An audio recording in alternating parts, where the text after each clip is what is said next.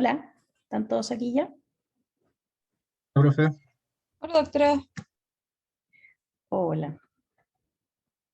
Em, ya, vamos a partir viendo lo de hoy, que es complicaciones crónicas de la diabetes. Vamos a tratar de pasarlo rapidito para poder alcanzar a hacer los casos, ¿ya? Bueno, las complicaciones crónicas son las que ustedes ven ahí: enfermedades cardiovasculares, retinopatía, neuropatía, nefropatía, y yo le agregué... Doctora no está compartiendo, disculpe. Ay, chuta, perdón. Déjame ver qué pasó. Ahí está. Ya. ¿Ahí sí? Ahí sí, Ahí doctor. sí, doctora. Ya.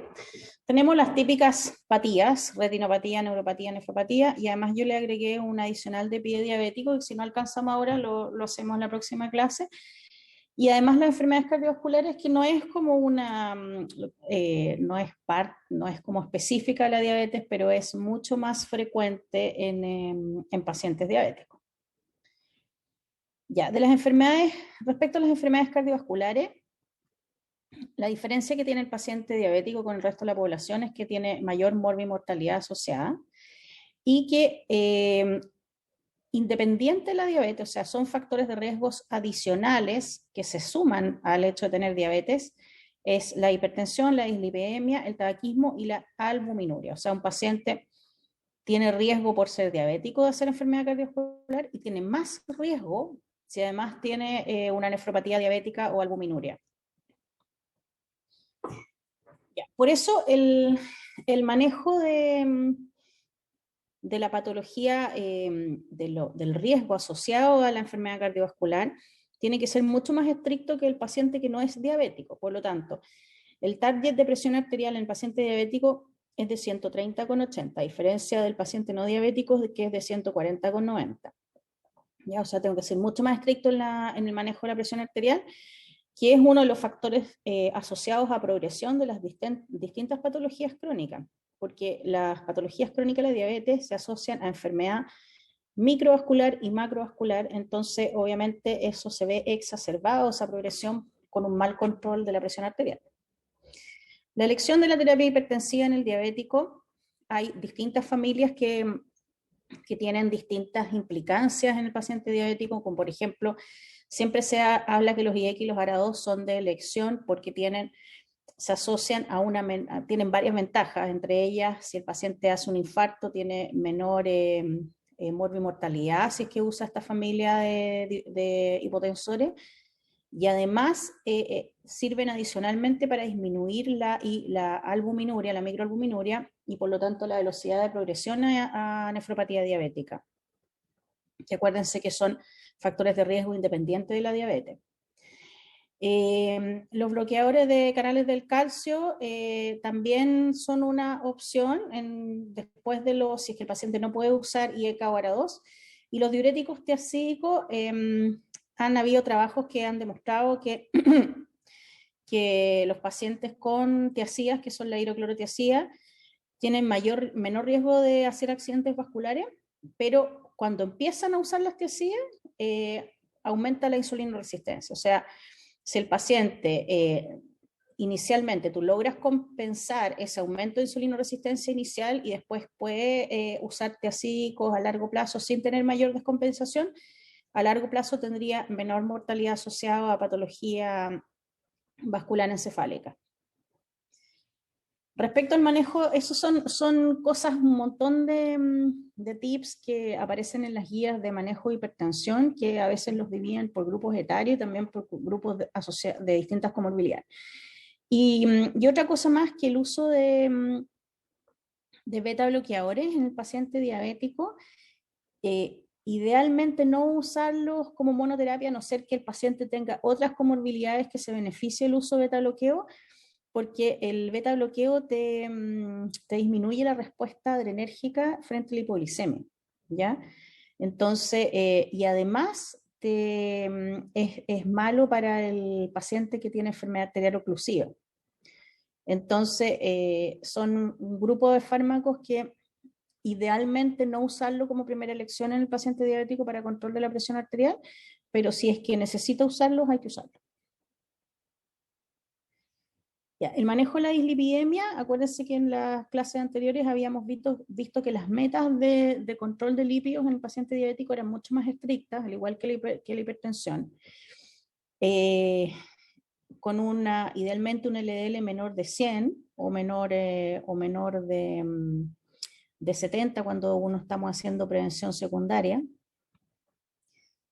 con un colesterol HDL mayor a 40 y triglicéridos menores a 150. Y ojalá el control sea mínimo una vez al año.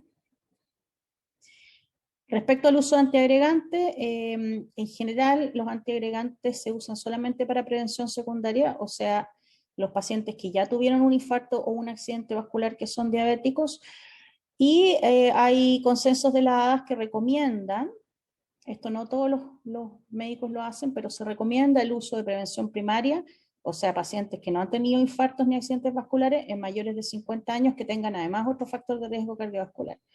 O sea, un diabético hipertenso mayor de 50 años se recomienda el uso de aspirina en esas dosis. Ya, ¿alguna duda respecto a la prevención o la patología cardiovascular y la diabetes? Para pasar ya a la retinopatía. A ver, espérense.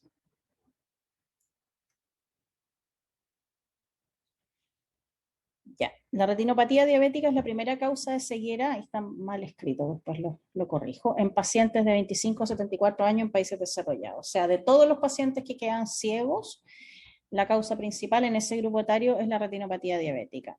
Sobre los 75 años ya las cataratas, el glaucoma, otras causas que ya empiezan a aumentar en frecuencia.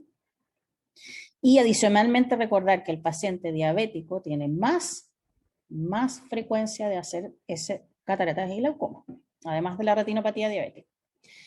Los factores de riesgo, que son los mismos para toda la patología crónica en la diabetes, es el tiempo de enfermedad, o sea, el tiempo en que el paciente ha sido diabético, y el grado de hiperglicemia. O sea, un paciente que lleva 5 años de diabetes tipo 1 y que tiene siempre hemoglobina glicosilada de 7, la probabilidad de que haga una retinopatía diabética a los 10 o a los 20 años es menor. Igual esa probabilidad va aumentando, aunque tenga un buen control metabólico, ¿ya? Pero va aumentando con el tiempo, pero es mucho menor. Y en el caso del diabético tipo 2, como no tenemos claridad del momento de inicio de la enfermedad, la duración da como un poco lo mismo, lo que más nos importa es el grado de hiperglicemia, o sea, mantener un control metabólico estricto. Otros factores de riesgo asociados a la retinopatía o a la progresión de la enfermedad son la hipertensión, la albuminuria y la dislipidemia, ¿ya? Y otras lesiones microvasculares como nefropatía y neuropatía serían principales factores de riesgo. El embarazo hace progresar más rápido la retinopatía, o sea, una mujer diabética que quiere embarazarse, requiere que le hagan un estudio de fondo de ojos idealmente antes del embarazo o al inicio del embarazo y durante el embarazo, ¿ya? Para, en caso de que esto progrese, le pueden hacer el tratamiento que corresponda anticipadamente. Respecto al screening,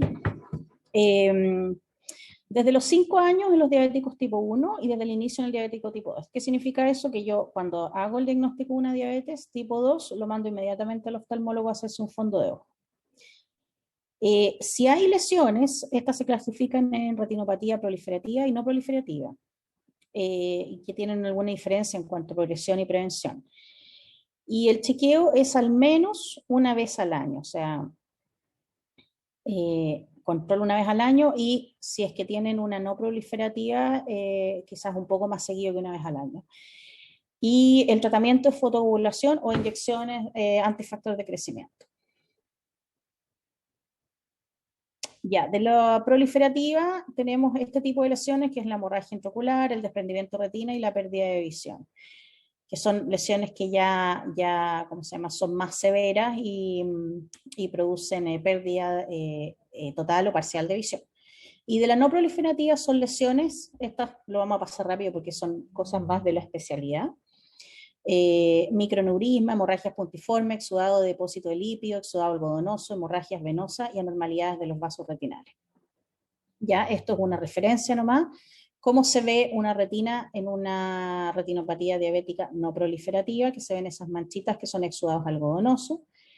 ¿Cómo se llama?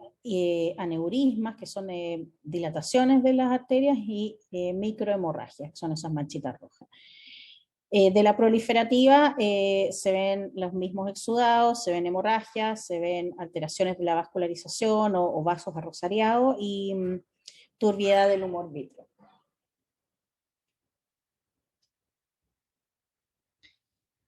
Ya, el seguimiento es como les mencioné anteriormente en los pacientes diabéticos tipo 1 desde los 5 años, desde los 5 años de diabetes, no a los 5 años de edad, y anualmente si es que hay retinopatía presente y cada 2 años si es que no hay evidencia de retinopatía.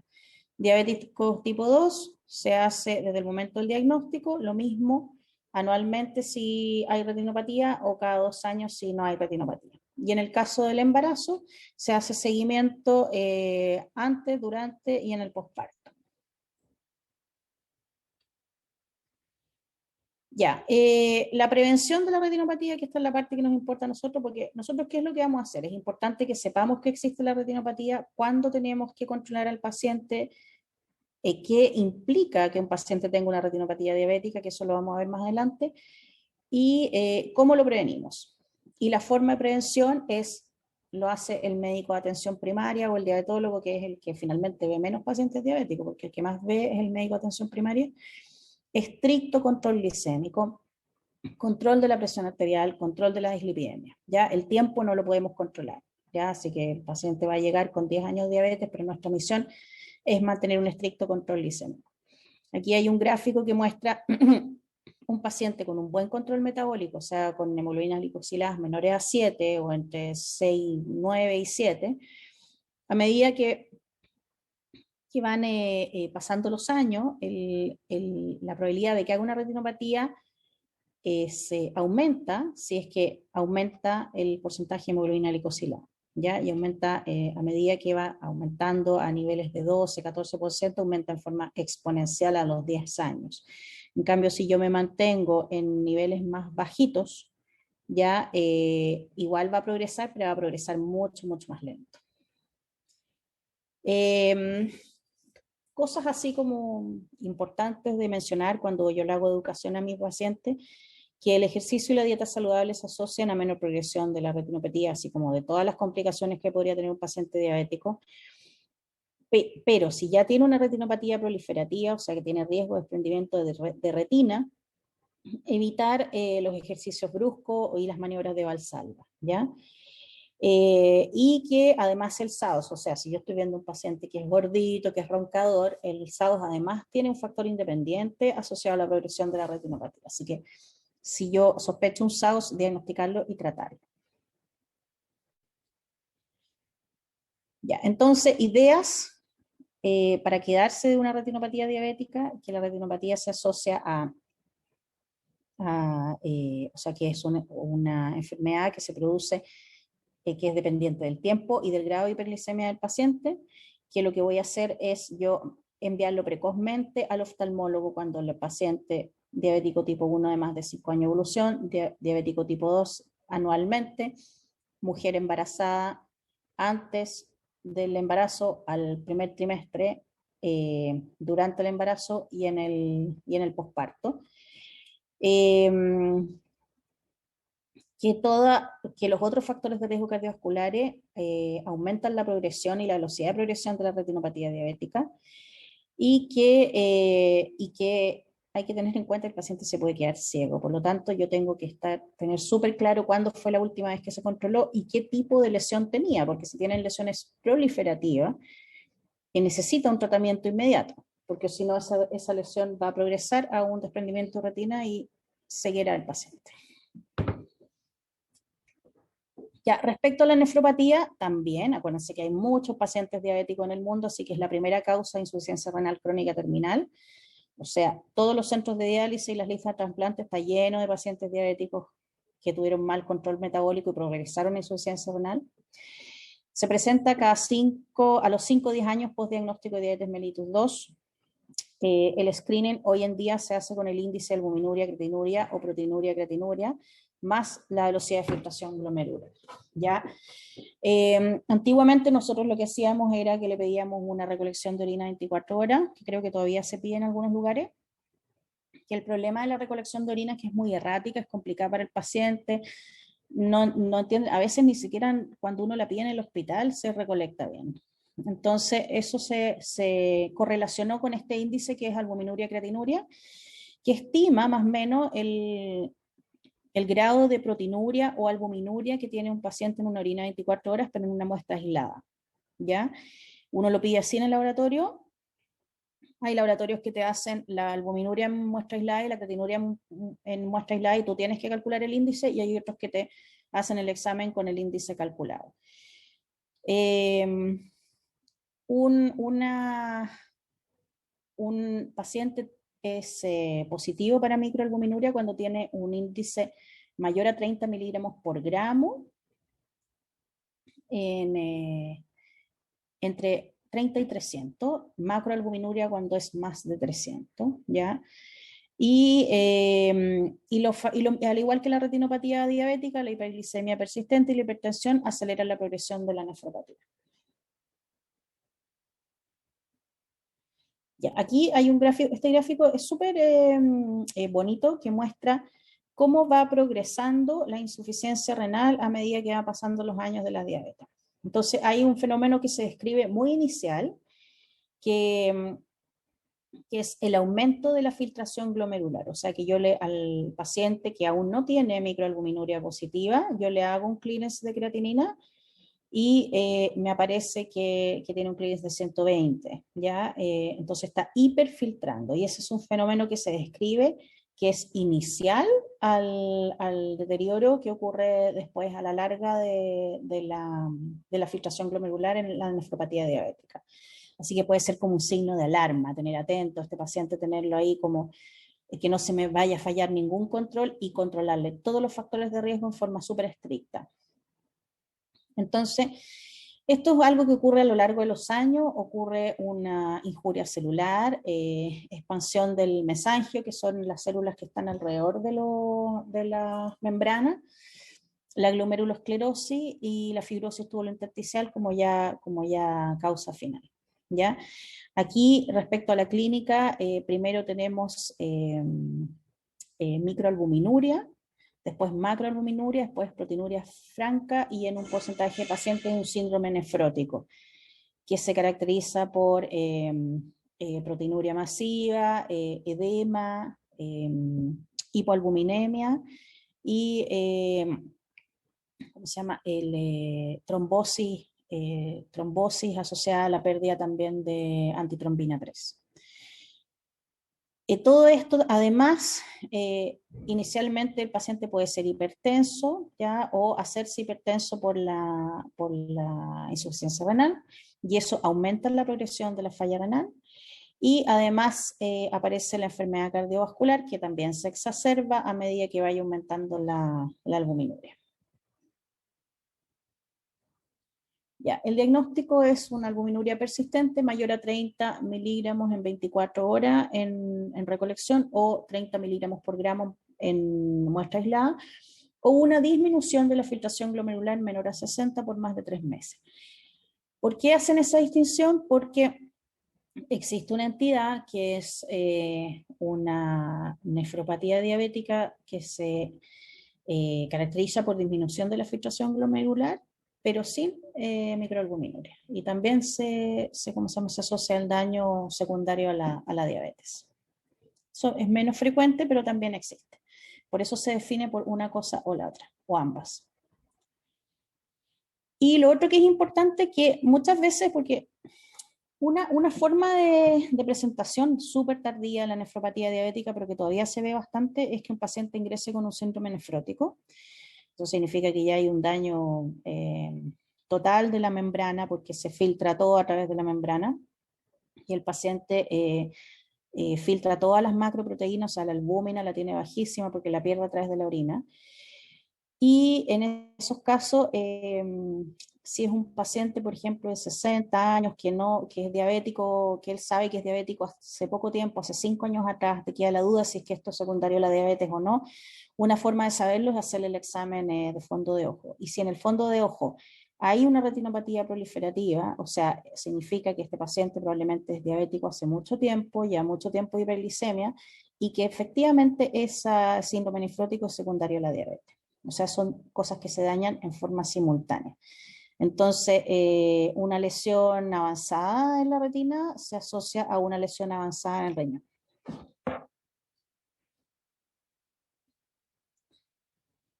Ya, acá está un gráfico, o sea, una tabla que muestra, esto es la eh, albuminuria, que es lo mismo que le dije, que menos de 30 es normal o levemente aumentada, entre 30 y 300 es moderadamente aumentada o macroalbuminuria, y más de 300 ya hablamos de proteinuria.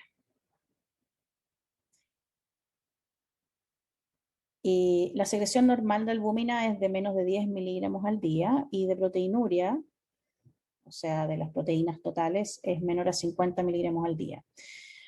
Cuando hay proteinuria, habitualmente el 60-90%, cuando hay proteinuria franca, corresponde a albúmina.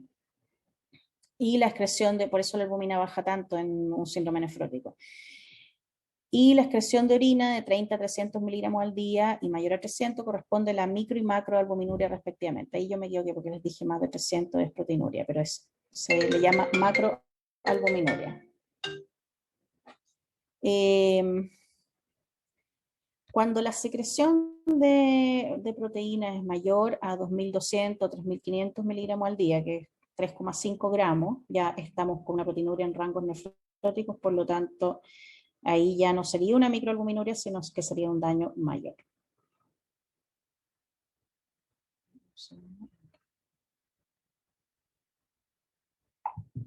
Ya. Eso que aparece aquí al final es lo mismo que estaba en la tabla que les mostré. Ya.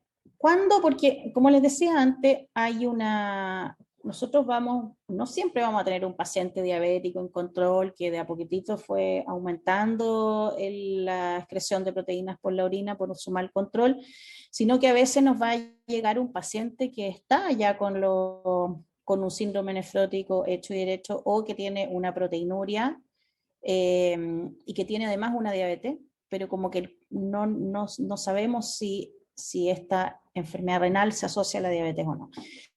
Entonces, ¿qué cosas nos hace sospechar que la proteinuria no se asocia a la diabetes? Como por ejemplo, tener una albuminuria severamente elevada en un paciente que tenga pocos años de evolución, que en ese caso sería un diabético tipo 1, que ahí como que tenemos más claro el inicio de la diabetes. O un paciente diabético tipo 2 que tenga exámenes regulares, que le hagamos el diagnóstico de la diabetes y que inmediatamente debute con una insuficiencia renal o con una proteinuria, que eso ahí como que no nos calzan los tiempos.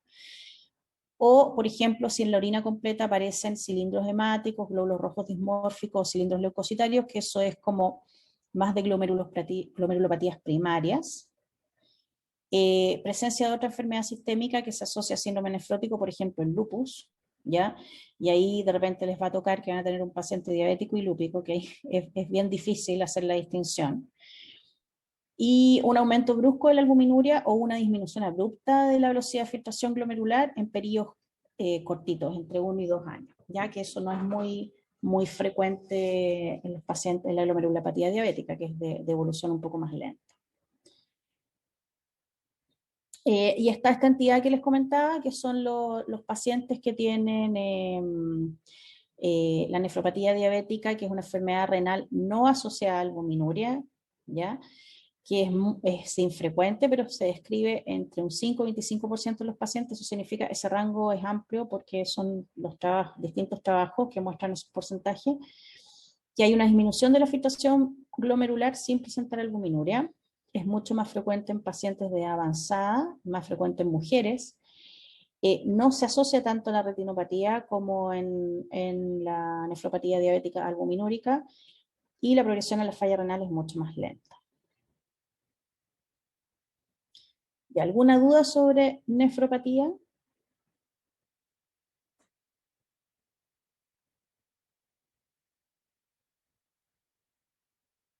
¿Seguimos? Sí, Por lo doctora, menos yo no, sigamos. profe. Ya, ok.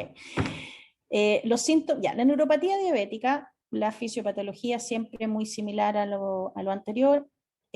Aquí lo que hay que tener en claro que lo típico y lo más frecuente son las polineuropatías que son periféricas y simétricas, como por ejemplo, lo que no sé si ustedes han escuchado, que está la parestesia de calcetín o de guante, ya que son en ambos extremidades inferiores que sienten parestesias desde la mitad de la pantorrilla hacia abajo, hacia los pies, o los pacientes que tienen que sacar los pies afuera de la cama porque sienten calor, sienten distintos tipos de sensaciones extrañas. Esa es una forma, pero hay otras formas de neuropatía diabética, como por ejemplo la polineuropatía periférica asimétrica, o sea que sea de una sola pierna o de una sola mano, o del sistema simpático parasimpático, que es del sistema autónomo, que tengan gastroparesia, que tengan vejiga neurogénica, que tengan una disminución de la motilidad intestinal, o sea que tengan estitiquez, cosas así que también son por diabetes. Es una enfermedad que también depende del tiempo de evolución, o sea que a los 25 años aproximadamente un 50% de los pacientes desarrollan neuropatía, incluso si han tenido un buen control metabólico. La forma más frecuente es la pérdida de percepción vibratoria, o sea, por eso nosotros usamos un diapasón para evaluar la sensación vibratoria, la propiocepción, la discriminación sensitiva que se observa a través del examen con el monofilamento, que lo vamos a ver más adelante, y una alteración de la sensibilidad a los cambios de temperatura, que es bien complejo porque los pacientes de edad diabéticos en Chile, que les encanta usar guatero, muchas veces llegan a hospitalizarse por quemaduras que no se han dado cuenta, y esas quemaduras, como tienen una pierna que también tiene problemas vasculares, terminan haciendo unas caras y esas caras se infectan y terminan en una amputación.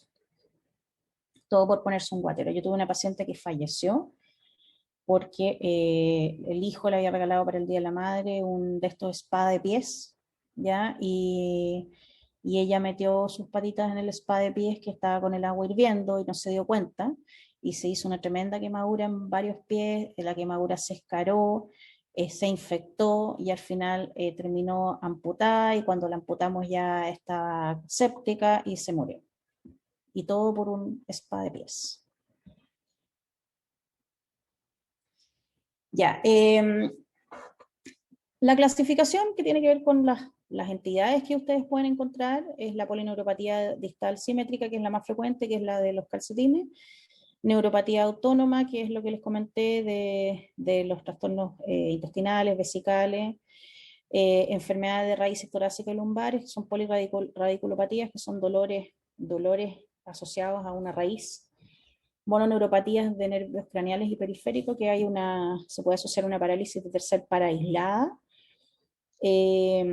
o el síndrome de túnel carpiano, que es del atrapamiento del mediano, que puede ser unilateral o bilateral, y la polineuropatía distal asimétrica, que ya no es tan frecuente, pero también puede ocurrir en forma asimétrica. Los ejemplos, la distal simétrica, guanto calcetín, los síntomas como dolor, ardor, parestesia en extremidades inferiores, en fibras pequeñas, examen con monofilamento y alteración de la temperatura, o sea que hay alteración solamente al examen físico y puede ser no necesariamente simétrico, alteración de la propiocepción, vibración táctil, parálisis del tercer par, que ahí lo que observaríamos sería tosis y estrabismo. Eso a mí me ha pasado por lo menos un par de veces, porque tampoco es que sea tan frecuente, que uno observa parálisis del tercer par y uno piensa que el paciente está cursando con un accidente vascular. Y resulta que tiene solamente el tercer par involucrado, le haces escáner, resonancia, todo normal, y finalmente lo que era que el paciente tiene una diabetes descompensada y que desarrolla parálisis en el contexto de una neuropatía. En el caso de lo autonómico, hipolisemia sintomática, o sea que no presentan, no sé si han escuchado ustedes el síncope vasovagal cuando estudiaron cardio.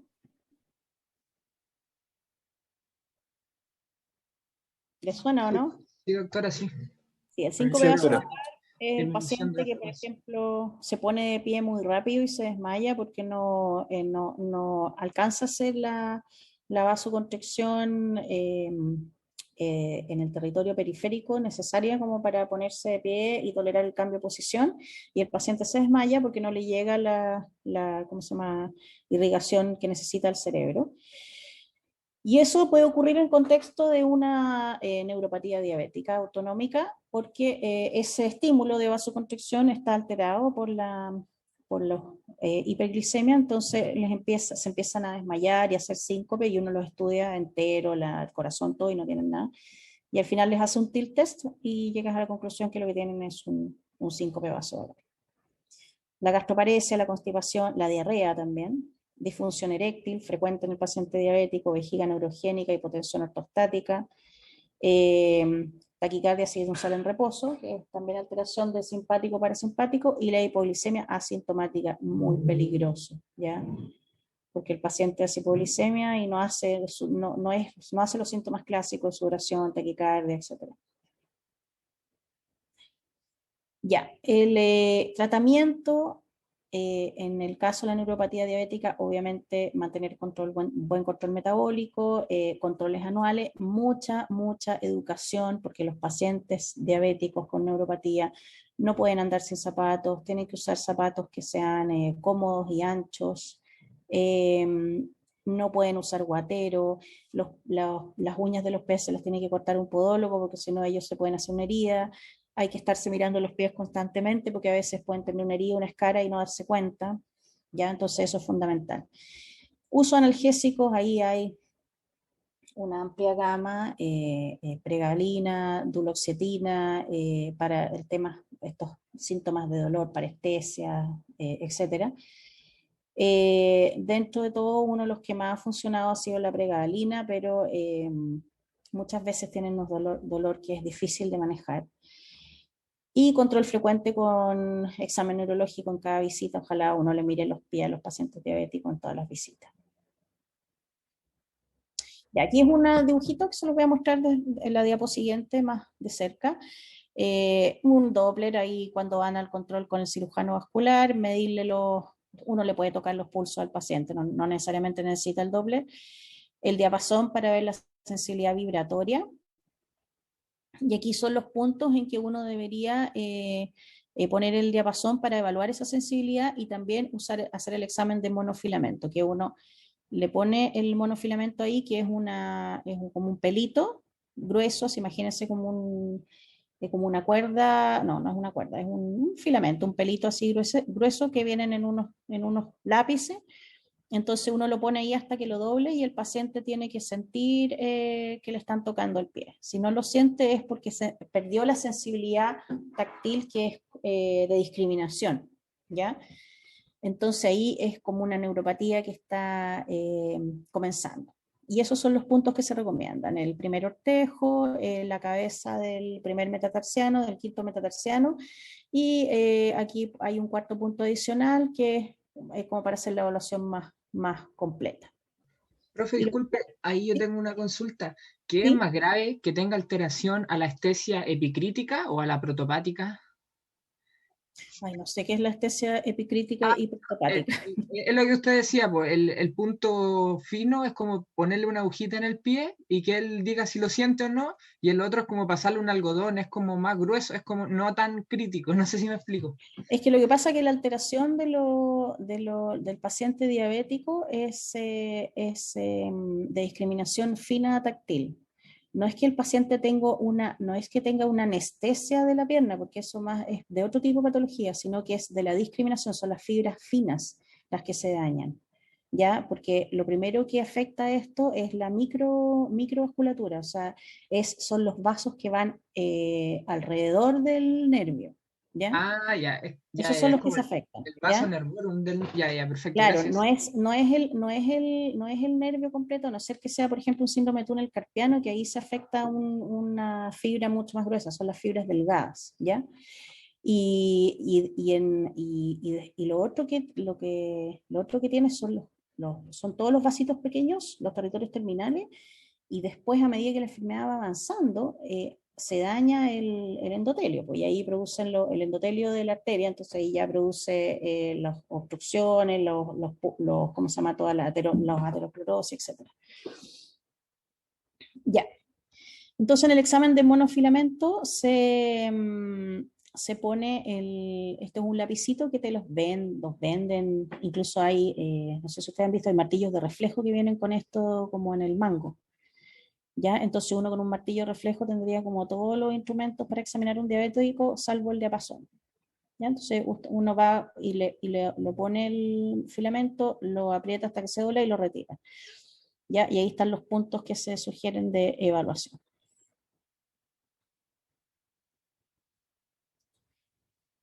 Ya. Ahora, respecto al pie diabético, tiene mucho que ver con lo que vimos antes, pero aquí se agrega además un par de elementos más en relación de la neuropatía, que son además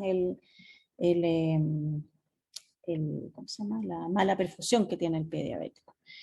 Entonces, uno siempre tiene que examinar los pies de los pacientes diabéticos, que son los territorios distales. Es una causa importante de morbilidad y mortalidad en el paciente diabético. Aproximadamente el 34% de los diabéticos tipo 1 y 2 desarrollan un pie diabético, o sea, es un poquito más de un tercio. Aproximadamente el 20% de los pies diabéticos terminan en amputación. Eso es una cifra muy alta, ¿ya? Por lo tanto, nosotros deberíamos tratar de prevenir que el paciente se complique y llegue a la amputación.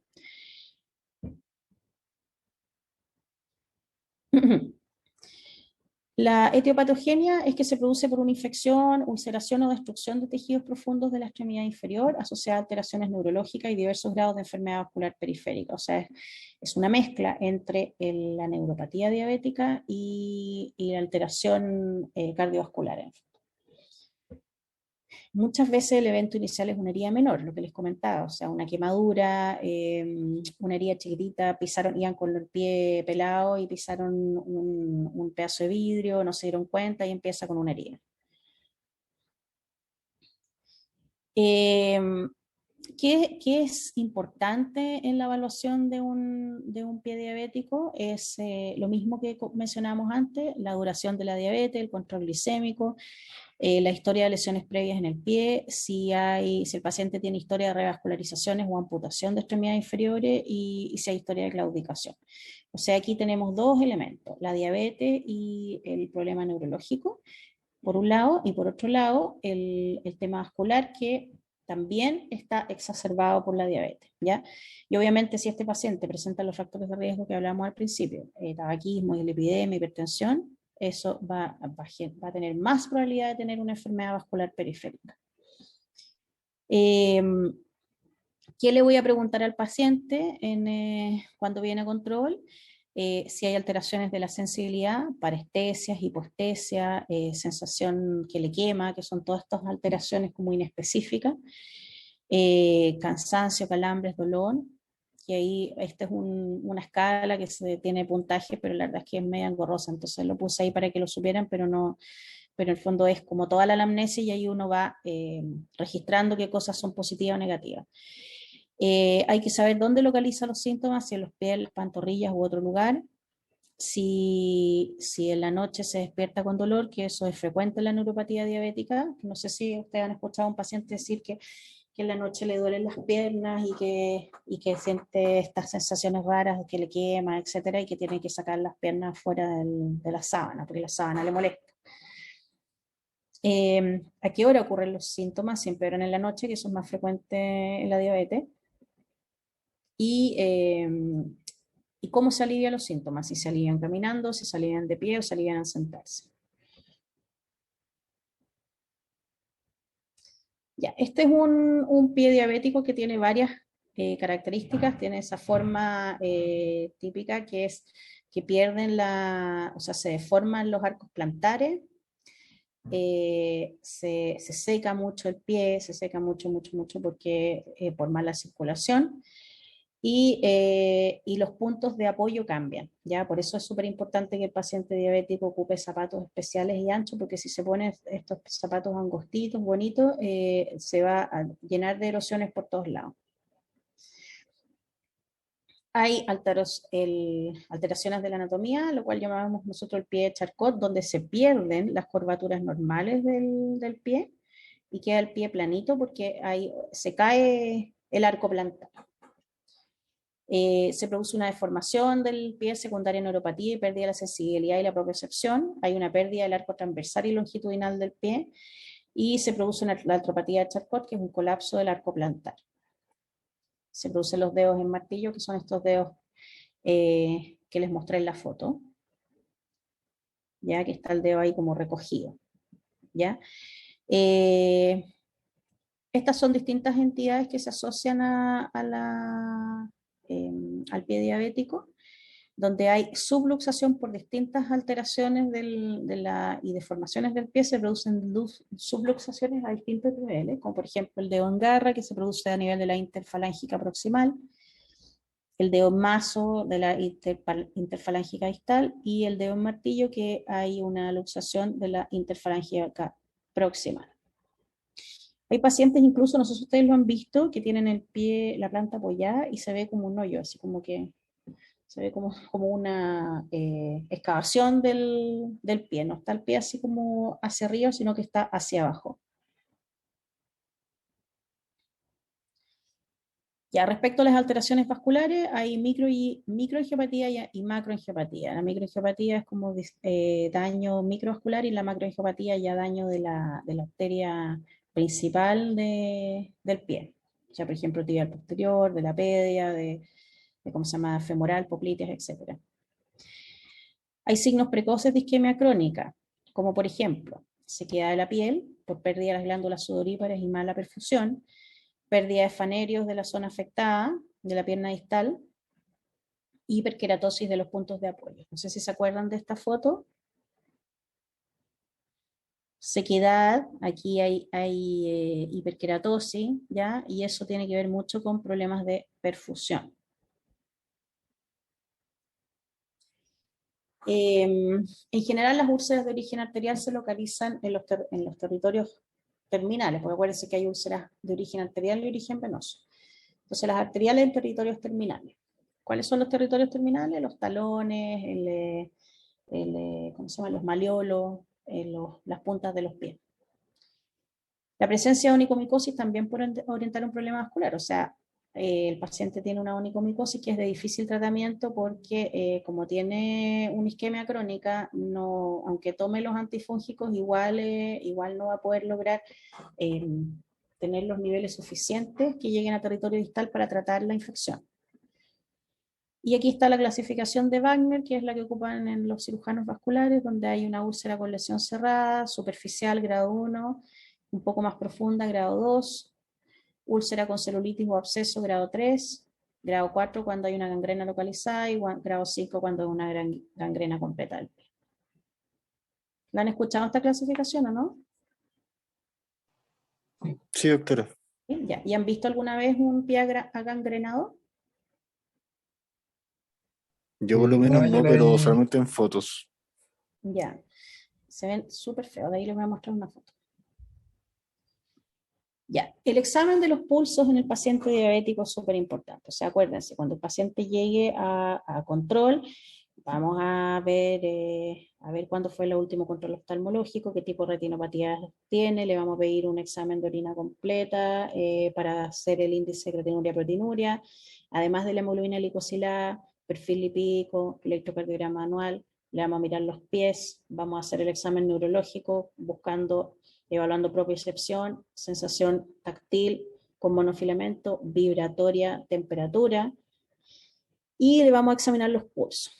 Y los pulsos se examinan así: el pulso femoral se examina ahí en el preinguinal, el pulso popliteo en el hueco popliteo, ese es el más difícil de palpar, que tiene que estar la pierna en semiflexión, el tibial posterior, que no se ve ahí en la foto, que está por debajo del malleolo, y el pulso pedio, que ahí el arco plantar varía un poco de posición, pero uno le palpa el arco, así debería estar entre el primer y segundo ortejo o un poquito hacia el lateral del tercer ortejo.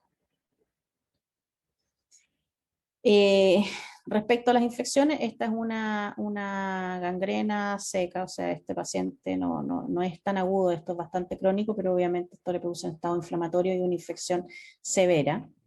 Si ustedes se fijan, todos los elementos que conversamos hace un ratito, el onicomicosis, el pie está súper seco, tiene zonas de hiperkeratosis, aquí probablemente tiene embolizó, entonces ahí tiene lesiones terminales, y este territorio terminal está todo necrosado, o sea, eso no se recupera porque eso está todo muerto.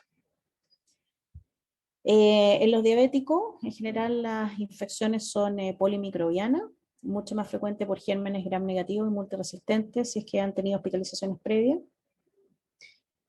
Todo el daño, tanto vascular como neurológico, favorece la aparición de infecciones. En lo neurológico porque está la sensibilidad disminuida, por lo tanto consultan en forma tardía o se hacen heridas sin darse cuenta, y lo vascular, que el tratamiento de una infección aquí cuando tienen mala vascularización es mucho más difícil porque la llegada de los antibióticos es más difícil. Si es que yo le amputo el pie acá, la cicatrización es más difícil también. Cuando yo toco una herida y palpo el hueso, que eso es un nombre bonito que se llama Probe to Bone Test, que en verdad le pongo una pinza, si toco el hueso es una alta correlación con compromiso óseo, ¿no es cierto? La infección se diagnostica cuando se observa secreción purulenta o dos o más signos de inflamación como calor local, induración, eritema, dolor y aumento de volumen. Bueno, aquí en este caso no es muy difícil darse cuenta que eso está inflamado o infectado. Ya, entonces, esto es una tabla que resume un poquitito qué es lo que tengo que buscar en el examen físico de un pie diabético. Evaluar el estado de la piel, el color, si está gruesa o no, o sea, la hiperkeratosis, la sequedad y si es que está, ¿cómo se llama? Como craquelada, ¿cómo se dice? Bueno, está seco. Si es que hay alteración de la sudoración, ya, o sea, disminución de las glándulas sudoríparas, si es que hay signos de infección, ulceraciones, callosidades, y dónde están los callos, porque los callos en el paciente diabético están en lugares diferentes, porque son puntos de apoyo diferentes. Respecto a lo musculoesquelético, las deformidades, el pie en garra, el dedo en martillo, las prominencias metatarsianas, de las cabezas metatarsianas y el pie de Charcot, atrofia muscular, y el examen neurológico que vamos a usar el monofilamento, el diapasón, vamos a evaluar los reflejos y el BPT no me acuerdo qué era. Y vamos a evaluar los pulsos y vamos a, bueno, hacer un Doppler si es que lo tenemos disponible, pero eso habitualmente lo hacen en la consulta de especialidad. La prevención, mucha educación. Aquí es súper importante, por eso no quise hacer hincapié en lo que es evaluación del pie diabético, porque esto, yo no saco nada, esto a mí me lo enseñaron en la beca de medicina interna, y la verdad es que uno ve el paciente diabético el paciente diabético que te llega a control de especialidad en el servicio público, es el paciente que está súper averiado.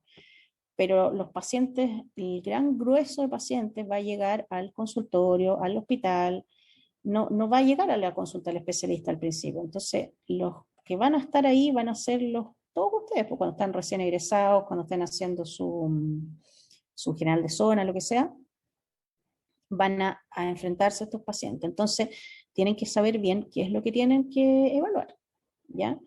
Entonces, el examen del pie por lo menos una vez al año.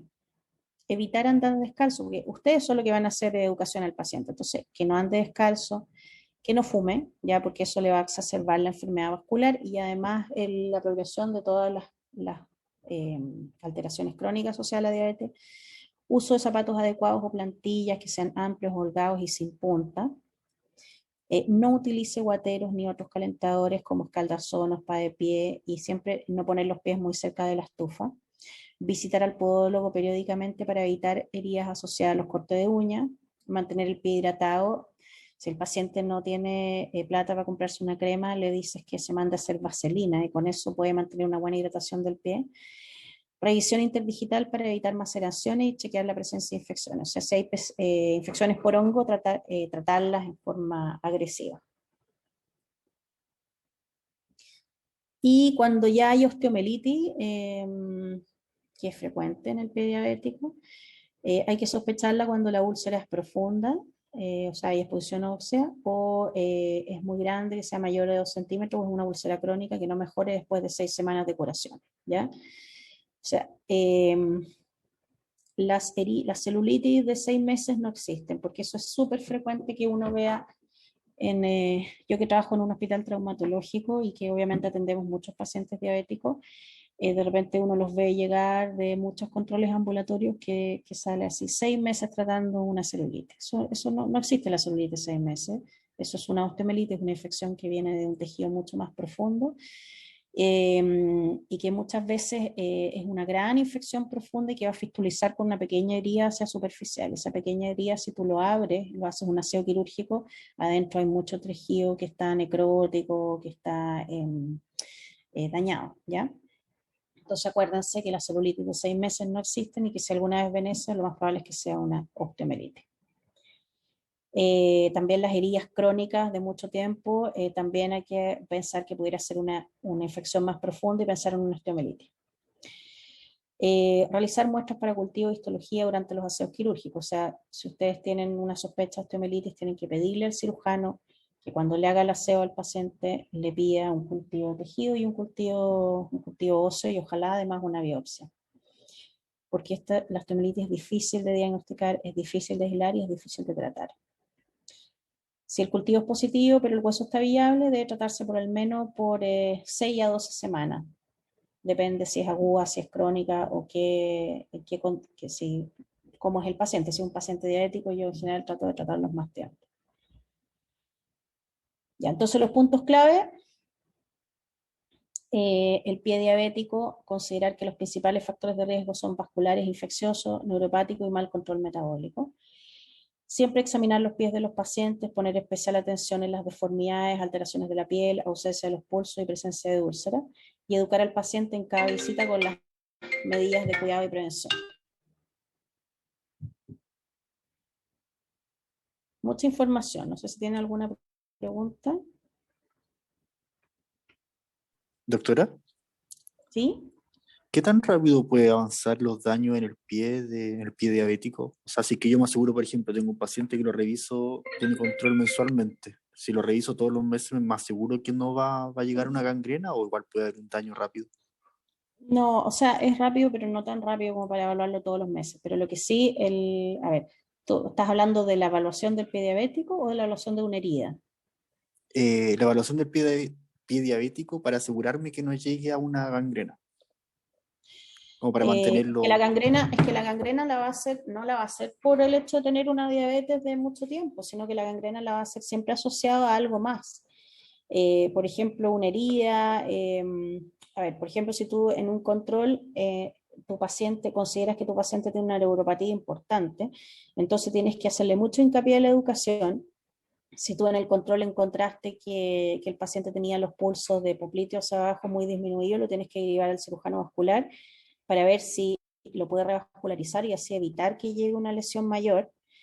Obviamente tú siempre le vas a preguntar al paciente si sigue fumando y le vas a decir que no tiene que seguir fumando porque eso le va a hacer progresar la enfermedad. Le vas a preguntar en todos los controles si ha usado guatero, le vas a preguntar en todos los controles el tipo de calzado que utiliza y si camina descalzo. O sea, tiene que ser un feedback permanente a estos pacientes, porque de repente si uno les deja de decir esas cosas se les olvidan y les pasan esto de que llegan con lesiones en los pies que partieron con una cosa mínima y llegan a tu consulta después de 6 meses, un año con una tremenda herida, una tremenda úlcera.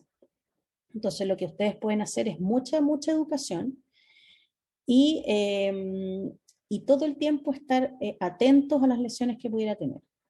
Y si a pesar de eso el paciente llega con una gangrena, pucha, ahí ya no es mucho más lo que puedes hacer porque la intervención de controlarlos todos los meses no sé si sea costo efectiva. Ah, ya, O sea, entiendo. no sé si vayas a lograr prevenir mucho más si tú te aseguras de hacer una buena educación en cada control. Yo les mencioné no sé si se los dije a ustedes o lo dije el año pasado, la verdad que ya no me acuerdo, que existe una institución que es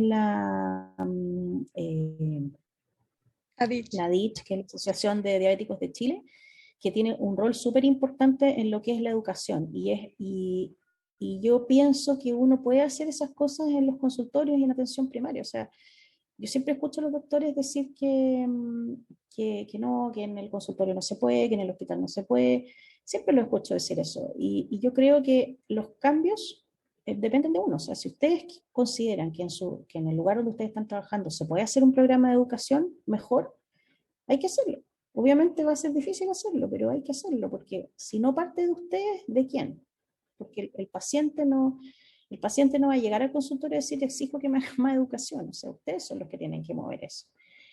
Entonces, el tratar una enfermedad es mucho más que saber, o sea, si yo soy un súper experto y me fui a estudiar no sé, pues a la clínica Mayo y soy seco en pie diabético, si yo no soy capaz de mover a mi equipo, de hacer educación, de relacionarme bien con mi enfermera, de ver cuáles son los pacientes que estoy tratando y qué problemas tienen, no voy a causar ningún impacto. Lo único que voy a hacer es operar un par de viejos bien y listo. O sea, médicamente no voy a causar impacto.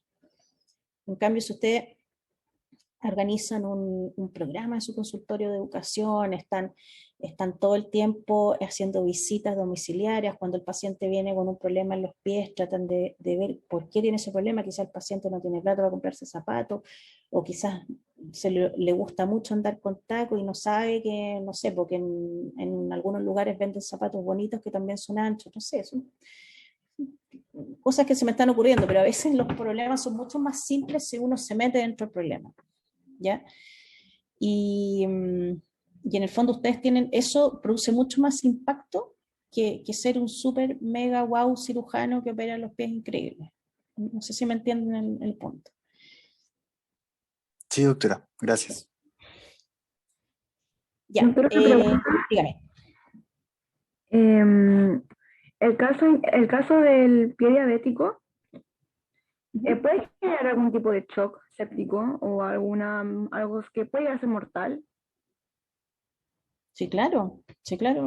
O sea, un montón de pacientes. El caso que te conté de la paciente que llegó con quemadura en los pies, en el fondo ella tenía un pie diabético porque tenía una herida que se generó en un tejido que no estaba bien vascularizado, que no tenía mucha sensibilidad al frío y al calor, por lo tanto no se dio cuenta que hizo una quemadura profunda, y esa herida profunda nunca mejoró porque no tenía irrigación suficiente para renovar los tejidos, y hizo una infección que no le produjo muchos síntomas por todo lo que implica la neuropatía diabética, porque no es solo la falta de sensibilidad, sino que es la reacción tardía frente a una infección, o sea, que no hacen taquicardia, no les duele, muchas veces les sube un poquito la temperatura nomás, ¿ya?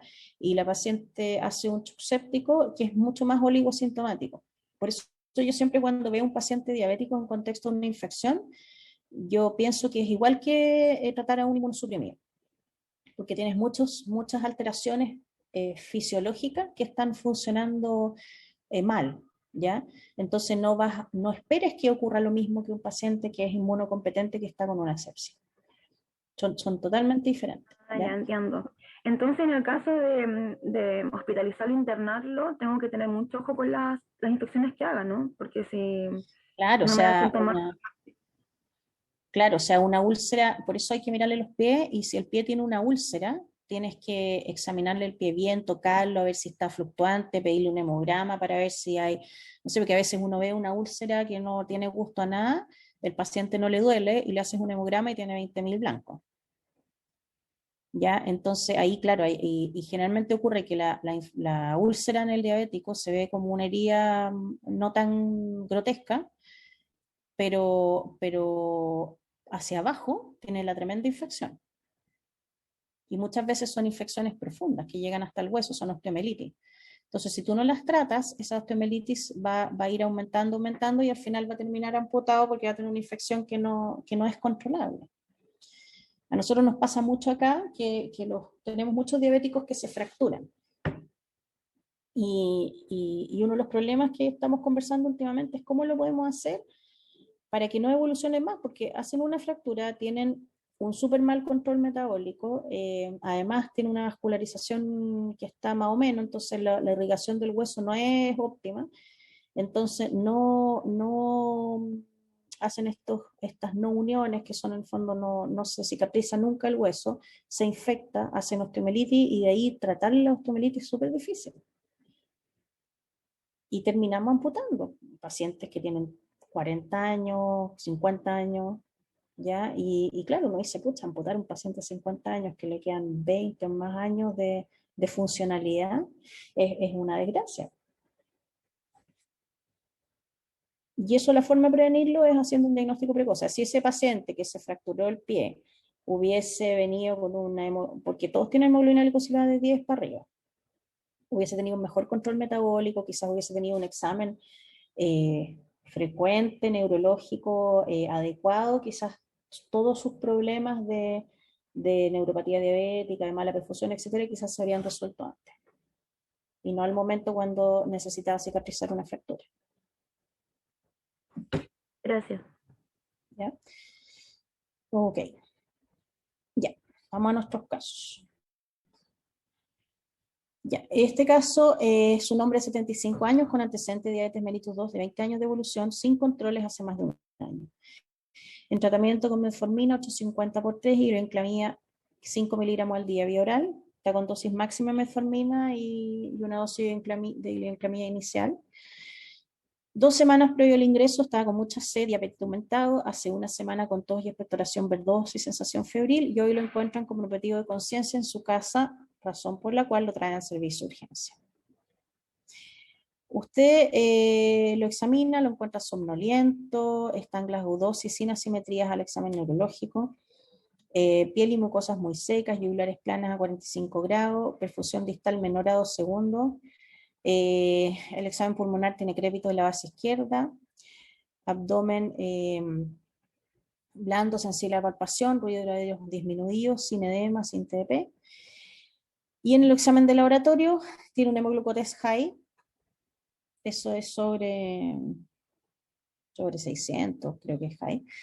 Un hemograma con un hematocrito 45, hemoglobina de 13, 18.000 blancos, baciliformes 3%, plaquetas 200.000, velocidad de sedimentación 100.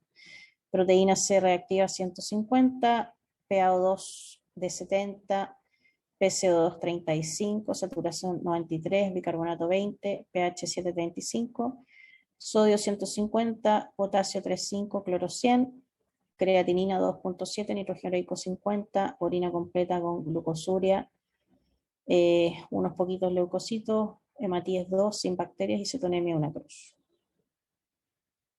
Ya. ¿Qué creen ustedes que pueda tener este paciente? Ahí, como estaba con síntomas respiratorios, le pidieron una radiografía de tórax, donde se ve eso. Puede ser un coma hiperosmolar que lo desencadenó una infección respiratoria. Súper bien, o sea, este paciente probablemente estaba muy descompensado su diabetes, no se controlaba hace un año, está todavía con una terapia oral que es subóptima, probablemente quizás hace más de un año que no se controla. Yo, de hecho, todos los pacientes diabéticos que he hospitalizado acá no han tenido controles desde octubre del 2019, ya que ya cuando empezó el tema de la crisis social, que ya se empezaron a cerrar los consultorios después de la pandemia, entonces no han tenido acceso a la atención primaria. Y además están con problema económico, mucha gente está sin trabajo, no tiene plata para transportarse, entonces no van a los controles médicos. Y están con este tratamiento oral que es insuficiente para una persona que quizás tiene una diabetes con mal control metabólico. Tiene síntomas de descompensación de más de 2 semanas, y además se agrega, porque acuérdense que la hiperglicemia también favorece la presencia de infecciones. Si el paciente se resfría, es mucho más probable que haga una infección bacteriana en presencia de una diabetes descompensada o incluso infecciones fúngicas, candidiasis, aspergilosis, todas esas cosas.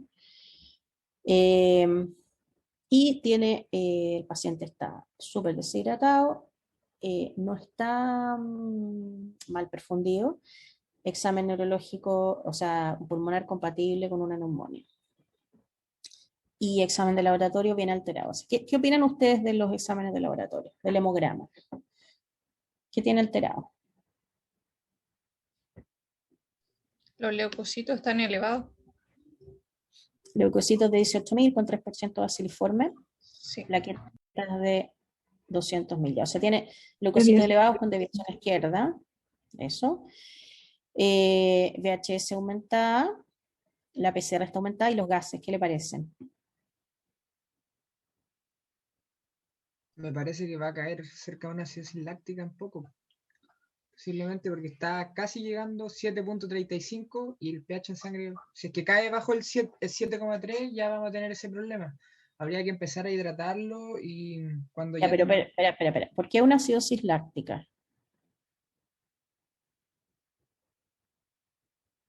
Perdón, metabólica. Ya, o sea, tiene un pH que está en límite inferior, está normal, ¿eh? Menos de 7,3 límite inferior, un bicarbonato que está un pelito bajo. Podría ser esto unos gases de ¿cómo se llama? Podrían ser normales incluso. Pero ¿qué es la cosa que tiene alterada más que el pH y el bicarbonato? La saturación. La saturación está baja. ¿Y qué más está bajo? La presión de oxígeno. La presión arterial de oxígeno. O sea, este paciente tiene una neumonía y probablemente vaya que apoyarlo con un poquitito de oxígeno, ¿no es cierto? Ya, ¿y qué otra cosa más ven alterado? También el sodio está alto, pero puede ser por la misma deshidratación, porque el BUN y la CREA están disociados, entonces el paciente tiene que estar como muy deshidratado. Debe estar súper deshidratado porque le subió el sodio y tiene una disociación BUN-CREA, muy bien. Y tiene un potasio que está normal. Está al borde, o sea, sí está sobre 3.3, 3.5. Está normal y no hay acidosis, por lo tanto el valor no está falseado en el fondo, ¿ya? O sea, cuando yo corrija aquí no va a caer abruptamente el potasio, ¿ya? O sea, va a caer igual por el efecto, por la insulina, pero no tan abrupto como en una cetoacidosis. Ya, ¿y esa cetonemia? Si yo estoy en ayunas todo el día, voy a tener la misma cetonemia. ¿Te han visto eso, no? Una persona que está, si usted le toman cetona a una persona que está en ayunas 24 horas, va a tener una cruz. Sí, para compensar.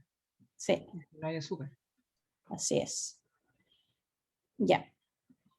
Y aquí ven que hay una condensación al lado izquierdo. Se ve como súper redondeado, pero es una condensación. Una ocupación. Ya, entonces los diagnósticos, ¿cuáles diagnósticos tiene este paciente? ¿Un coma hiperosmolar? Tiene un copa hipermolar porque está en coma, tiene la osmolaridad aumentada porque tiene nitrógeno ureico alto, sodio alto y glicemia alta. ¿Se acuerdan de la fórmula para calcular osmolaridad, no? Con el BUN, la CREA y sodio. Era sodio No, más es BUN, potasio. glicemia, sodio. Ah, cierto, sí. Sí. Claro, o sea, en el fondo eso te da la osmolaridad, con eso se calcula la osmolaridad plasmática y cuando están los tres aumentados uno asume que la osmolaridad está aumentada, pero igual si la quieran calcular, más bonito todavía les queda el caso. Ya, ¿qué acciones realizaría en forma inmediata? O sea, lo primero sería hidratar al paciente. Súper bien, hidratarlo. y tiene un potasio mayor a 3.3, así que podría partir con una bomba de insulina y estarle controlando la calemia en forma periódica. Profe, eso, ¿Y qué eso le otras quería preguntar yo, ¿cada cuánto más o menos tengo que controlar la calemia? Porque con la hidratación y además la insulina igual me imagino que va a terminar bajando. Se va a bajar? Sí, la insulina va a hacer que el potasio baje. Mira, la verdad es que la guía dice cada 2 horas calcular calemia cuando el potasio es mayor a 3.3, pero la verdad es que yo en la práctica lo que hago es que subo el potasio a 4, 4,5 y ahí le empiezo ¿cómo se llama? Y después de eso le empiezo a pasar la insulina, ¿ya? El trastorno hidroelectrolítico más severo que tienen estos pacientes es el problema de la deshidratación y la hiperosmolaridad. Entonces eso es lo que tengo que tratar de corregir primero. Obviamente con la insulina se va a corregir más rápido la hiperglicemia, pero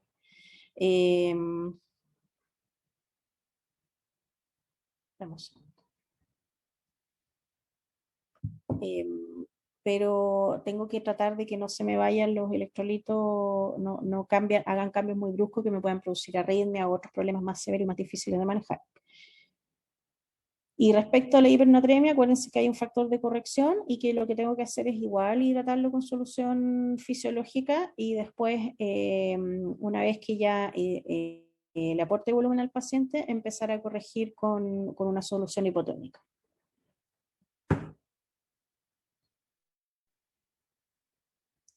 Ya, ¿qué otras cosas le haría al paciente además de partir la insulina e hidratación?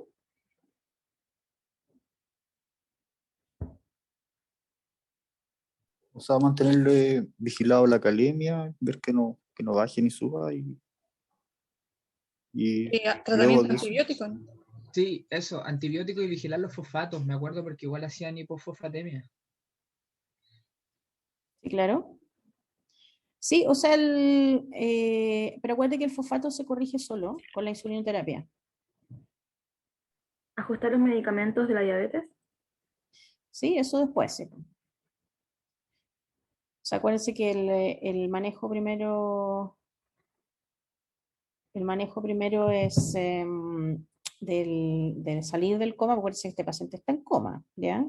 Entonces, manejar el trastorno metabólico, disminuir la osmolaridad, y todo este manejo tiene que ser progresivo, no puede ser brusco, o sea, yo no le puedo pasar, porque si yo tuviera si yo tengo este paciente con una hipernatremia de 160, yo no le puedo pasar una solución hipotónica de una sola vez, porque si no le voy a hacer unos cambios en la anatremia muy brusco y eso me puede producir una mielolinolisis pontina que al final le hago una secuela permanente al paciente por una corrección muy abrupta de la anatremia, ¿ya?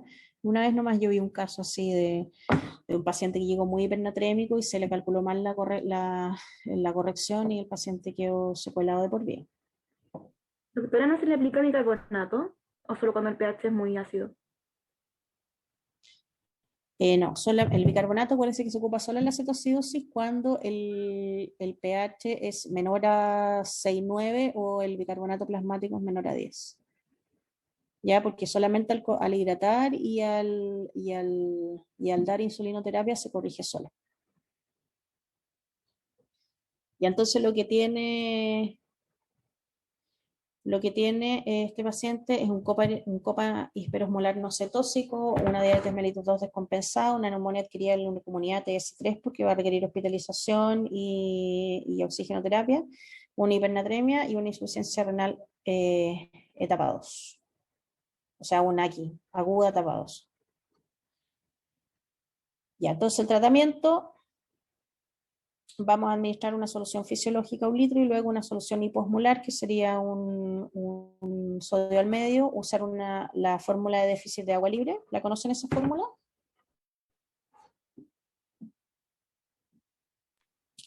no, doctora. No.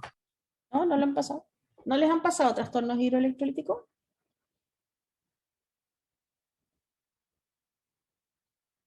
O sea, el año pasado en medicina interna, pero a lo mejor la conocemos en otro nombre o cómo más se conoce. Ya, ok. Mira, la fórmula de déficit de agua libre la pueden encontrar en cualquier calculadora. Yo acá, mira, estoy buscando no, mira, lo voy a ver acá.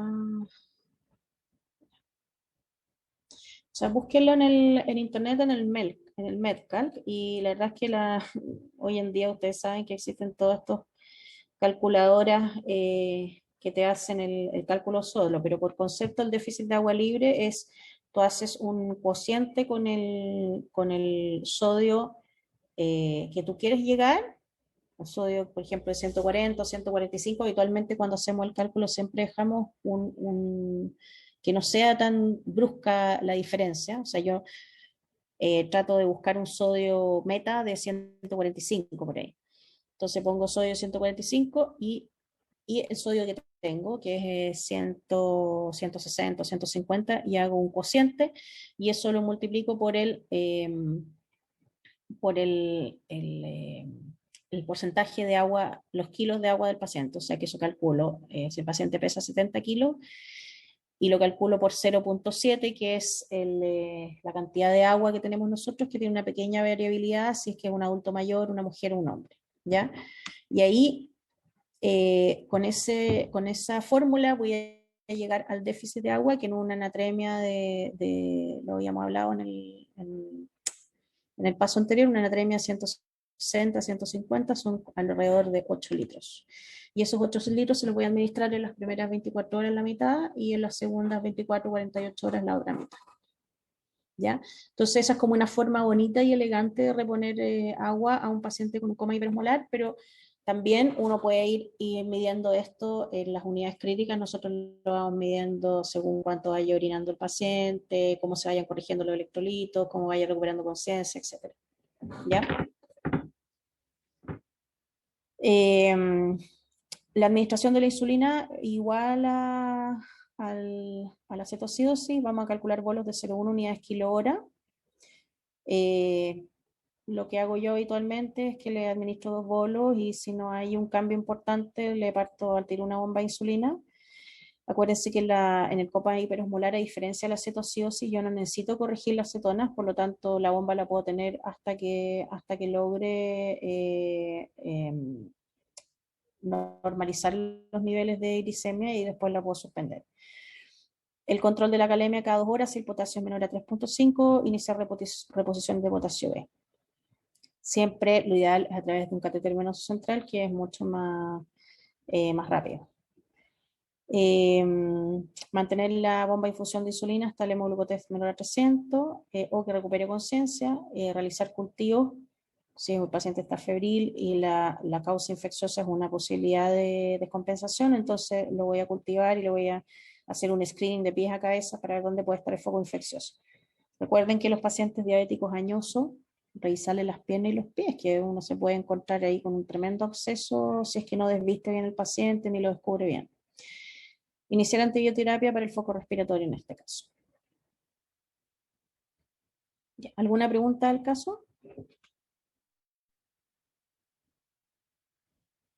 Doctora, en el caso de este caballero que tenía una neumonía, para yo clasificarlo, por ejemplo, con CUR 65 o algo así, tengo que esperar a normalizarlo, sacarlo de su coma hiperosmolar para ver su estado de conciencia, o lo tomo desde el principio. No, pues está comprometido con conciencia. Entonces, llego comprometido de conciencia, lo tomo desde ahí. Lo tomas Aunque como después- comprometido. O sea, este paciente sí o sí se queda hospitalizado en una unidad crítica, porque hay que monitorizarlo. La verdad es que estos pacientes responden bastante rápido al mejorar el trastorno hidroelectrolítico, responden súper rápido, tanto la cetocidosis como los hiperosmolares. Entonces, lo que tengo que hacer es tener mucho cuidado en cómo lo voy reponiendo, porque si me acelero mucho con los cambios, acuérdense que los cambios del sodio tienen que ser no tan rápidos, y los cambios del potasio sí, porque una baja muy brusca en la calemia me puede producir arritmia, ¿ya? Entonces, preocuparse, acuérdense, hidratación, insulinoterapia, manejo los trastornos electrolíticos, esos son los 3 pilares, ¿ya? Ya, el caso 2 es una paciente mujer de 35 años, diabética tipo 1, diagnosticada a los 15 años, utiliza Toujeo de 20 y insulina ultrarrápida según conteo de hidratos de carbono. Mantiene buen peso y alimentación saludable y acude para su control anual y le manifiesta su deseo de embarazarse. Después, cuando veamos el próximo semestre ginecología, voy a hablarles sobre diabetes y embarazo, ¿ya? No lo vamos a tocar ahora como tema, así como a profundidad. Entonces, ¿qué aspectos del examen físico deben ser relevantes en esta paciente? Esta es una paciente joven, diabética 1, que llega a control y más encima le dice que busca embarazo, entonces quiere planificar su embarazo. Entonces, ¿ustedes qué van a buscar el examen físico? ¿Qué riesgos de complicaciones crónicas tiene esta paciente? Ella tiene 15 años de diabetes. ¿Qué exámenes le va a solicitar? ¿Y qué le aconsejaría respecto a su embarazo? Lo La primero primera sería pregunta. mandarla al oftalmólogo para ver el fondo de ojo. Súper bien, ¿ya? Porque dijimos que la retinopatía diabética en el embarazo progresaba más rápido. Claro. ¿Ya? ¿Qué más? Hay que mandarla a hacer los exámenes de rutina, po. Hemograma, glicemia, para igual ver si es que está bien la terapia, si es que falta algo más, tratando de prevenir una posible diabetes gestacional, que también sería una complicación a futuro.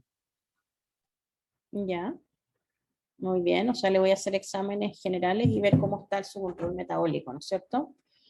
¿Ya? Y bueno, esto se los menciono aquí ahora, pero después lo vamos a ver con más detalle el próximo semestre, pero a las pacientes diabéticas que buscan embarazo y lo quieren planificar, siempre lo ideal es tener un control metabólico más estricto, que baje de peso, ¿cómo se llama? Que mantenga su dieta saludable y se les da ácido fólico para evitar las malformaciones del primer trimestre en las diabéticas, en las madres diabéticas, ¿ya? ¿Qué más? ¿Qué riesgo de complicaciones tiene, además de la retinopatía?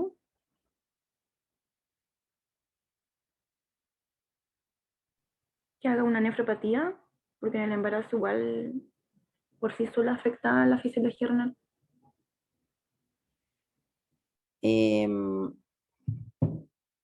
Claro, o sea, tiene tiempo ya de diabetes, por lo tanto tiene riesgo de nefropatía, entonces, ¿qué exámenes le voy a pedir?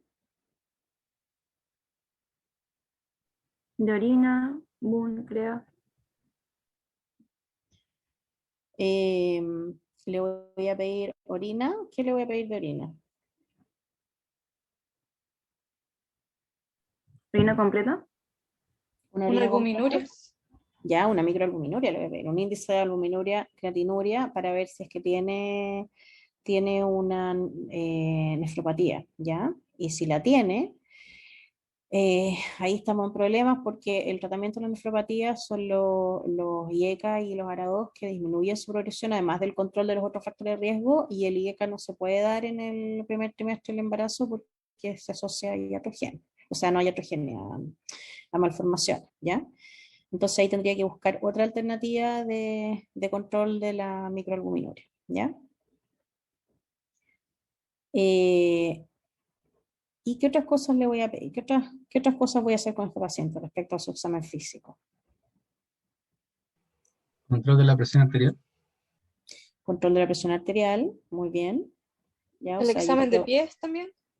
mirarle los pies, acuérdense, vamos a mirarle los pies porque es una diabética que tiene 15 años de evolución, por lo tanto es importante mirarle los pies y ver que no tenga alteraciones neurológicas. Muy bien.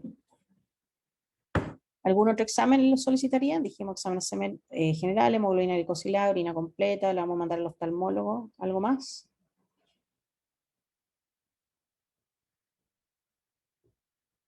Sería bueno pedir cuerpo cetónico en orina. ¿Ya? ¿Y pensando en qué? ¿Está No, descompensado? por si acaso nomás, para saber si su control metabólico realmente está como corresponde y cerciorarse. Es que ahí en ese caso le veo si hay glucosuria. Ah, claro, está bien. ¿Ya? Sí. Ya. Muy bien. Ya, entonces en el examen físico voy a evaluar, ustedes dijeron ya todo esto, le faltaron el examen de pies, especificar un poquitito más en los pulsos y los reflejos osteotendíneos. Pero todo lo dijeron: evaluación de la presión arterial, agudeza visual y fondo de ojo, evaluación de la sensibilidad de extremidades inferiores, reflejos osteotendíneos, pulso, deformidades del pie. Los exámenes le voy a pedir, nos faltó el perfil lipídico: hemoglobina glicosilada, perfil lipídico, creatinina, orina completa, índice MAU-CREA, electrocardiograma y glicemia. Ya, el caso número 3, una mujer de 70 años obesa,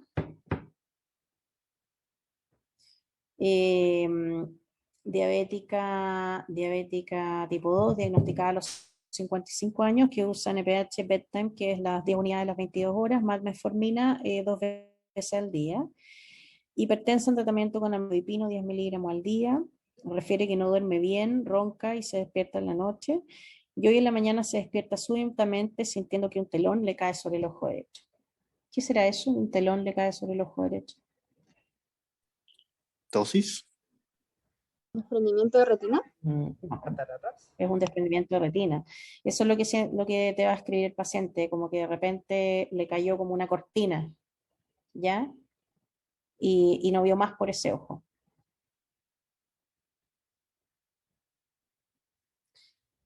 Ya, la paciente está vigil y orientada temporoespacialmente, mucosas dilatadas, piel rosada, sin lesiones, hipertensa, el resto de los signos vitales normales y el resto del examen físico normal.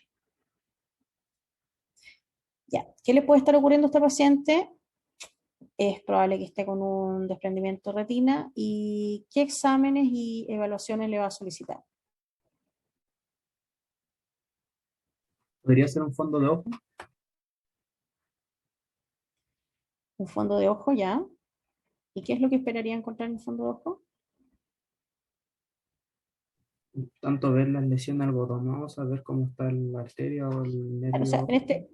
ese ojo probablemente ya está lesionado porque ya tiene un desprendimiento.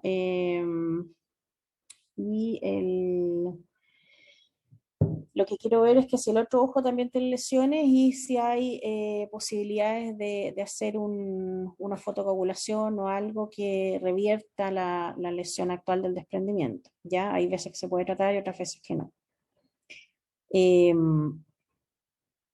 Ya, ¿y qué otros factores de riesgo se podrían asociar al desprendimiento de retina? Vamos a mirar el caso de nuevo. Profe, yo ahí considero que quizá habría que preguntarle como bien a qué hora se toma el amlodipino, si es que se despierta en la noche solo porque ronca, porque le dan ganas de ir al baño, quizás porque está haciendo hipoglicemia nocturna, y si se para de la cama con una visión menos también se puede caer, una paciente añosa se va a quebrar. Claro, o sea, hay que preguntarle todas esas cosas, definitivamente. El amlodipino igual no te... la paciente que se despierta en la noche a orinar probablemente tiene síntomas de insuficiencia cardíaca, ¿ya? Porque ella no está con diurético, ¿ok? Entonces, y el amlodipino, si se lo toma en la mañana o en la noche, no le va a cambiar mucho en tema de los hábitos de la diuresis, ¿ya? Sí, puede ser que tenga una insuficiencia cardíaca y que esté con otros síntomas de insuficiencia cardíaca y la nicturia sea uno de los síntomas. Puede estar perfectamente haciendo hipoglicemia en la noche porque le estamos dando una NPH nocturna, igual la dosis es bajita, pero puede ser porque es añosa. Y la verdad es que esto de no duerme bien y ronca se lo puse porque les había comentado que el SAOS se asocia a mayor progresión de ¿cómo se llama?, de retinopatía diabética. Aquí tenemos una paciente diabética, obesa, con un SAOS e hipertensa, o sea, tiene factores de progresión, además de la diabetes en sí, para hacer una retinopatía que yo podría tratar de prevenir, ¿no es cierto?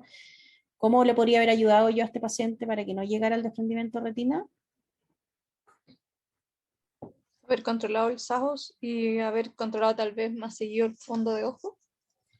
Claro, O lo que podría haber hecho, control metabólico. acuérdense, control metabólico estricto, haberle dicho a esta paciente que tiene que bajar de peso, tener un hábito de vida saludable, hacer ejercicio. Si tiene un SAOS, tratarlo. Se trata con, bueno, además de cambiar los hábitos y bajar de peso, tú le conectas un BiPAP o CPAP, dependiendo si es que retiene o no retiene en la noche. El y control de la presión arterial. Al examen físico tiene una presión arterial elevada que puede ser por el hecho que no esté viendo por un ojo, que la puede tener alterada, pero es una una presión muy lejos de la meta que tenemos para un paciente diabético, ¿no es cierto? Que era 130/80. ¿Ya? ¿Sí? ¿Y por qué se habrá elegido el tratamiento con amlodipino y no con un IECA o un ARA2? No, pues se los puse a propósito, porque no es el ideal para ella el amlodipino, ¿no es cierto? Muy bien, el ideal para ella habría sido un IECA, un ARA2. A ver, ¿cuándo tendríamos que suspender un IECA ARA2 en un paciente diabético? Cuando la paciente se quiere embarazar, cuando tenemos una insuficiencia renal aguda o un deterioro de la función renal que no, porque habitualmente el IECA y ARA2 pueden deteriorar más la función renal cuando además hay un factor vascular. Por ejemplo, tengo una estenosis de arteria renal y si yo le doy este grupo de medicamentos lo va a empeorar más. Entonces yo suspendo, cambio de familia de medicamentos y le hago el estudio ¿cómo se llama?, de los vasos renales. Y se supone que cuando el paciente no está usando este grupo de medicamentos y los usa, hay muchas veces, por lo mismo, por la vasoconstricción de la arteriola eferente, hay un pequeño deterioro en la función renal, pero después se estabiliza. La otra contraindicación es cuando tiene una insuficiencia renal muy avanzada, pero cada vez se está dejando igual esta terapia, incluso en insuficiencias renales con CREAS bastante elevadas. ¿Ya? Eso. Ya. Ya, tiene una hemoglobina glicosilada de 9, una glicemia de 300, un hemograma con un poquito de leucocitosis, creatinina 1,5, nitrógeno ureico 25, un MAU-CREA de 350. ¿Eso cómo está? Elevado. Es 350 miligramos por gramo, así que el índice está elevado, porque acuérdense que entre 30 y 300 tenemos microalbuminuria, mayor de 300 macroalbuminuria. O sea, está bastante elevado. ¿Y el colesterol, qué les parece? ¿Un perfil de colesterol? Todo está alterado. Colesterol, LDL, HDL bajo, triglicéridos elevado. Los triglicéridos, ¿se acuerdan la meta que tenemos de control metabólico? Es de, ¿se acuerdan, no? 150. 150, sí. El HDL mayor de 40, el LDL bajo 100. Ya, Y por lo tanto, colesterol estamos menos todos 200. mal. Sí, estamos todos mal. Y la índice de proteinuria 350. O sea, esta paciente, lo que tengo que hacer es cambiarle el amlodipino por un IECA o ARA2. Control del colesterol con este perfil probablemente va a requerir atorvastatina y cambios en la dieta y el estilo de vida. Esta función renal hay que ver, acá hay un poquito factor renal, pero también probablemente tiene algún factor renal, una disminución de la filtración, ya que aquí con esta CREA tiene un clearance menor a 50, ya, entonces y ojo porque puede estar haciendo una nefropatía diabética o sea, la está haciendo, de hecho, microalbuminuria y además disminución de la filtración. Y así que esta paciente la tengo que tener en un control bien estricto, y para evitar la progresión de la falla renal, tengo que controlar todos los otros factores de riesgo, o sea, ser súper estricta con el control de la presión arterial, de la microalbuminuria, de los lípidos, del control metabólico, que tiene una hemoglobina de 9, estamos lejos del control también, ¿cierto? Ya, entonces el diagnóstico tiene un probable desprendimiento de retina, una diabetes mellitus 2 con mal control metabólico, una nefropatía diabética con microalbuminuria y además con disminución de la filtración glomerular, una hipertensión descompensada, una observación de usados y una insuficiencia, bueno, ahí le puse aguda, pero en verdad probablemente es crónica. Los factores de riesgo asociados para estos diagnósticos son diabetes de más de 15 años de evolución, mal control metabólico, hipertensión, dislipidemia, albuminuria y SARS. ¿Ya? ¿Alguna duda? O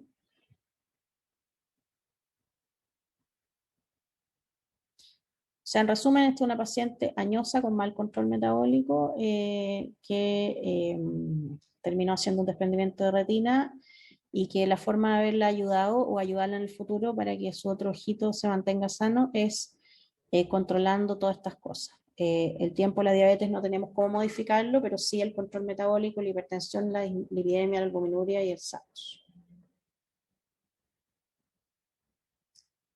Ya, ¿cómo están? ¿Están muy cansados o estamos ok? ¿O no alcanzamos? Porque a las 5 parece que tienen otra clase, ¿no?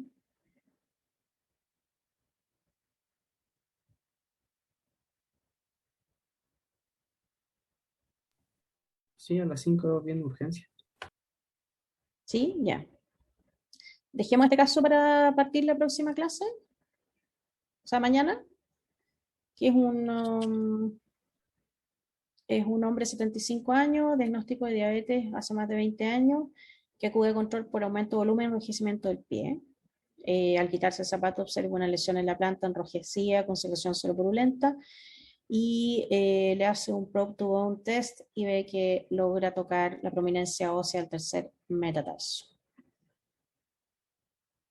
Le hizo un examen de los pulsos que no tocaba los pulsos hasta el popliteo del lado derecho, está febricular y tiene un poquito de edema en la pierna derecha.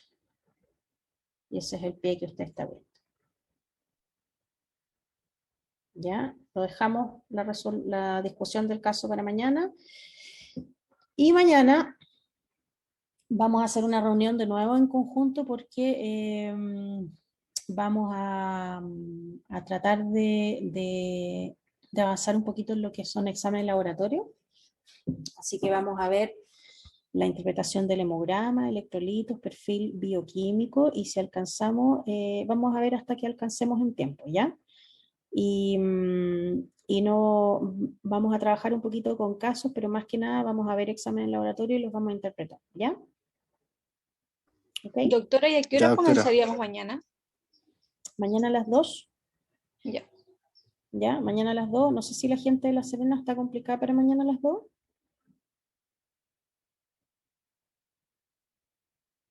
Bueno, si alguien tiene algún problema del horario, que me avise por interno porque yo las clases las grabo, así que se las puedo enviar y bueno, subirlas a la página apenas tenga un tiempo para subir todo el material. Profe, Ya, pero si alguien, dígame. nosotros sí tenemos un grupo de neuro mañana que es para empezar hasta las 2 más o menos. Deberíamos estar a las 2 listos. ¿Podría ser a las 2:30? Sí, no sé si alguien tiene problemas con empezar a las 2:30. O a las 2:15 quizás puede ser, ¿no? O cuando alcanzan a almorzar, si a las 2:15. No importa, puede ser a las 2:15. Ya, Gracias. O convérselo a través de sus delegados. Yo no tengo ningún problema con partir a las 2 o a las 2:30, ¿ya? Entonces, si quieren se ponen de acuerdo entre ustedes y me avisan nomás a qué hora quieren partir. Gracias, profe.